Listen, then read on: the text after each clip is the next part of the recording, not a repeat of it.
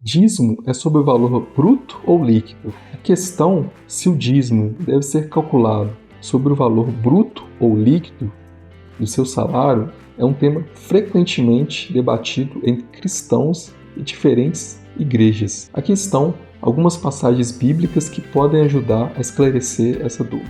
Todos os dízimos da terra, seja dos cereais, seja das frutas, pertencem ao Senhor, são consagrados ao Senhor. Se um homem deseja resgatar parte do seu dízimo, terá que acrescentar 1/5 ao seu valor. O dízimo dos seus rebanhos, 1 de cada 10 animais que passar debaixo da vara do pastor, será consagrado ao Senhor. Levíticos 27, 30 ao 32. Dou aos levitas todos os dízimos de Israel como retribuição pelo trabalho que fazem ao servirem na tenda do encontro.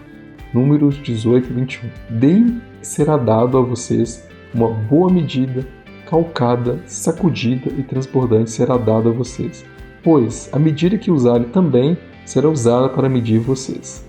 Lucas, capítulo 6, 38. Algumas igrejas e líderes religiosos ensinam que o dízimo deve ser calculado sobre o valor bruto, antes de qualquer dedução de impostos e contribuições ou outras despesas.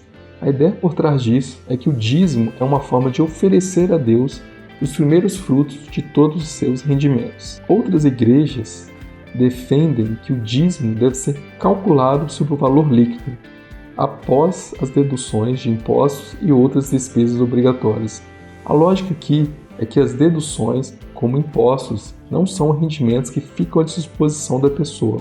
Portanto, o dízimo deve ser calculado sobre o que efetivamente se recebe. Princípio da generosidade. Algumas interpretações enfatizam menos a técnica do cálculo e mais o espírito da generosidade e gratidão. Neste caso, o foco é na disposição do coração ao dar e não tanto em uma fórmula exata. Não há uma regra universalmente aceita e a prática pode variar bastante de uma comunidade para outra. Para muitos, é uma questão pessoal e de convicção espiritual.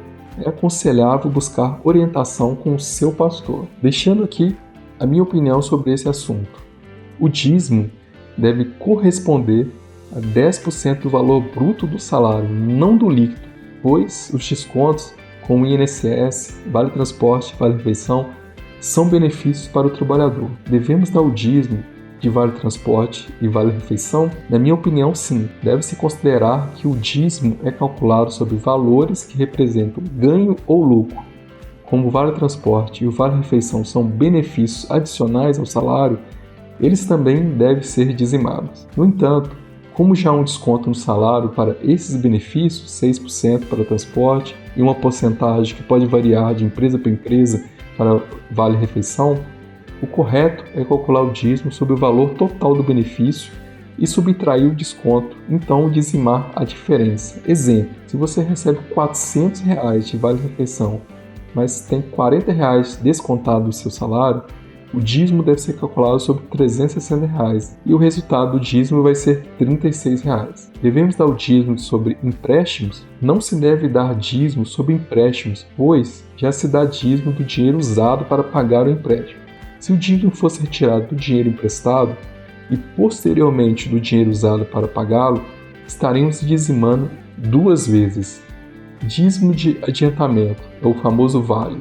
O adiantamento, que geralmente é de 40% do salário, pode seguir o mesmo princípio do empréstimo, ou seja, dizimar após receber o salário. No entanto, para evitar confusão no dia do pagamento, quando todos os descontos são aplicados, é recomendável separar o dízimo imediatamente ao receber adiantamento e depois dizimar sobre o restante do salário. Dízimo para empresários e autônomos. O empresário ou autônomo deve ser muito organizado com as suas despesas e receitas, pois o dízimo é calculado sobre o lucro e não sobre o faturamento bruto ou faturamento total. Exemplo, se você faturou R$10.000 por um trabalho, mas pagou R$2.000 por um assistente e R$1.200 em despesas e R$500 em impostos, o seu gasto total foi de R$3.700, restando um lucro de R$6.300.